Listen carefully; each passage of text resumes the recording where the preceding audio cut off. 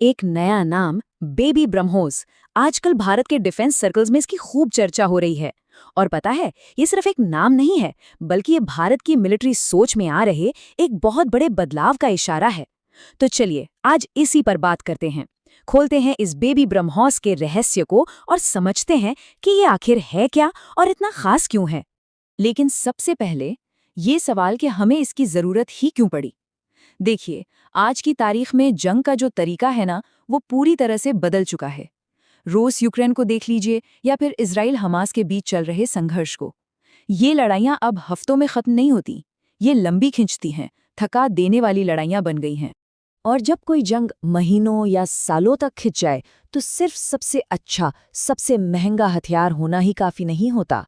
असली सवाल ये बन जाता है कि क्या लंबे समय तक लड़ने की हिम्मत, वो ताकत, वो सहन शक्ति है। और जैसे ही ये सवाल आता है, पूरी की पूरी स्ट्रैटेजी ही बदल जाती है। तो फिर इस नई हकीकत के लिए हमारी रणनीति क्या हो? देखिए, अब जीत सिर्फ इस बात से तय नहीं होती कि किसके हथियार ज्यादा एडवांस्ड हैं। अब जीत इस बात से तय होती है कि कौन ज्यादा हथियार बना सकता है, कौन कम से कम कीमत में बना सकता है, और कौन ज्यादा देर तक मैदान में टिका रह सकता है। और भारत की इसी नई सोच का, इसी नई रणनीति का जवाब एक बड़े ही दिलचस्प नाम में छुपा हुआ है, बेबी ब्रह्मोस। एक ऐसा नाम जिसने सबका ध्यान अपनी तरफ खींच लिया है। अब नाम सुनकर तो यही लगता है ना कि ये शायद हमारी सुपरसोनिक ब्रह्मोस मिसाइल का ही कोई छोटा बेबी वर्जन होगा। पहली बार सुनने में तो यही ख्याल आता है। लेकिन असलियत कुछ और ही है। बेबी ब्रह्मोस कोई मिसाइल नहीं, बल्कि भारत के पिनाका रॉकेट सिस्टम के नए और एडवांस्ड गाइडेड वर्जन को दिया गया एक निकनेम है। ये ब्रह्मोस से एकदम अलग है, पर शायद उतना ही या कुछ मामलों में उससे भी ज्यादा जरूरी। तो जब ये साफ हो गया है कि ये ब्रह्मोस नहीं है, तो आइए अब समझते हैं कि ये पिनाका सिस्टम, जिसे ये नया नाम मिला है, वो चीज़ क्या है। तो ये पिनाका सिस्टम है क्या? इसे हमारे अपने डीआरडीओ ने बनाया है। जरा सोचिए, एक ऐसा ट्रक जिसके ऊपर कई बैरल लगे हैं और जो सिर्फ 44 सेकंड में 12 रॉकेट दाग सकता है। और ये हर मौसम में काम करता है, चाहे दिन हो या रात।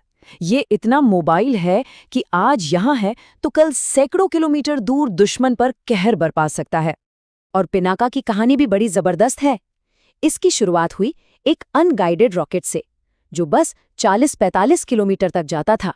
फिर इसमें लगाया गया दिमाग, यानी जीपीएस, और हमारा अपना नाविक सिस्टम। अब ये गाइडेड हो गया और 75 किलोमीटर तक सटीक निशाना लगाने लगा। आज इसकी रेंज 120 किलोमीटर तक पहुंच चुकी है और आने वाले समय में ये 300 किलोमीटर का आंकड़ा भी पार कर जाएगा। मतलब ये लगातार ताकतवर होता जा रहा है। लेकिन रेंज से भी ज्यादा जो चौंकाने वाली चीज है, वो है इसकी सटीकता, इसका प्रिसिजन। सोचकर देखिए, 100 किलोमीटर दूर से दागा गया रॉकेट अपने टारगेट के सिर्फ 10 मीटर के दायरे में जाकर गिरता है, यानी एक छोटे से कमरे जितनी जगह में। और इसी काबिलियत की वजह से, इसी पिन पॉइंट एक्यूरेसी की वजह से इसे बेबी ब्रह्मोस का नाम मिला है। अब आते हैं इस पूरे मामले के सबसे जरूरी हिस्से पर कि आखिर ये पिनाका भारत की मिलिट्री स्ट्रैटेजी के लिए इतना गेम चेंजर क्यों है। और इसका जवाब छिपा है पैसे और ताकत के एक बेहद अहम समीकरण में। चलिए कीमत पर नजर डालते हैं। एक ब्रह्मोस मिसाइल की कीमत है करीब 40 से 50 करोड़ रुपए।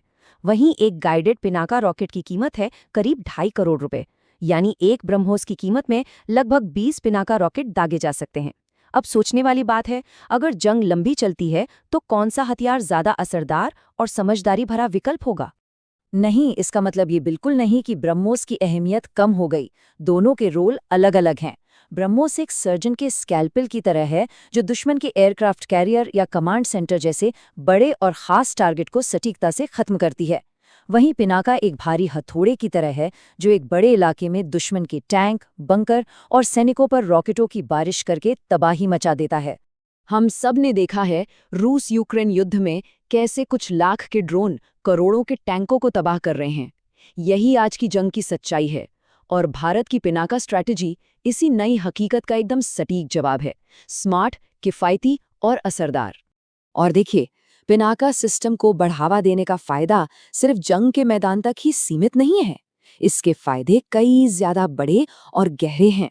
सबसे पहली बात तो ये कि ये आत्मनिर्भर भारत का एक बेहतरीन उदाहरण है। हम इसे खुद बनाते हैं, यानी हमें महंगे विदेशी हथियारों के लिए किसी के सामने हाथ नहीं फैलाना पड़ता। हम अपनी ज़रूरत के हिसाब से इसका बड़ा स्टॉक रख सकते हैं और अब तो हम इसे दुनिया के दूसरे देशों को बेचकर अपनी अर्थव्यवस्था और कूटनीति दोनों को मजबूत कर रहे हैं। और दुनिया इस पर ध्यान दे रही है। आर्मेनिया तो पिनाका खरीद भी चुका है। और बात तब और बड़ी हो जाती है जब फ्रांस जैसा देश, जो खुद हथियारों का एक बड़ा बाजार है, वो हमारे सिस्टम में दिलचस्पी दिखाए। ये भारत की इंजीनियरिंग और उसकी मिलिट्री स्ट्रैटेजी की बहुत बड़ी जीत है। तो आखिर में ये बेबी ब्रह्मोस का सामने आना सिर्फ एक नए हथियार के बारे में नहीं है। ये इस बात का सबूत है कि भविष्य के युद्ध सिर्फ ताकत और टेक्नोलॉजी से नहीं, बल्कि स्मार्ट सोच, सस्टेनेबिलिटी और किफ़ायत से लड़े जाएंगे। ये भारत की उस नई सैन्य सोच का प्रतीक है जो उसे एक सच्ची ग्लोबल मिलिट्री पावर बनाने की राह पर बहुत आगे ले जा रही है।